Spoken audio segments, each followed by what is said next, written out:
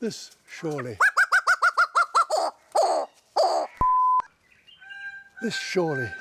is one.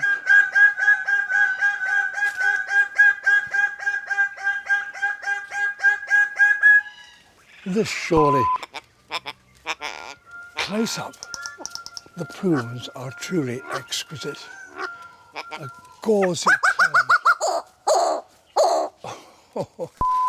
Of course, by the 18th century, naturalists realised that birds of paradise did have legs.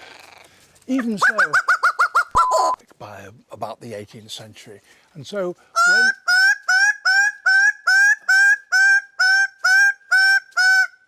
Very well.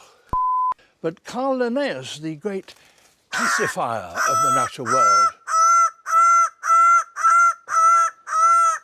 when he came to allocate a scientific name to this bird, called it woohoo, Paradisia apoda, the bird of paradise without legs.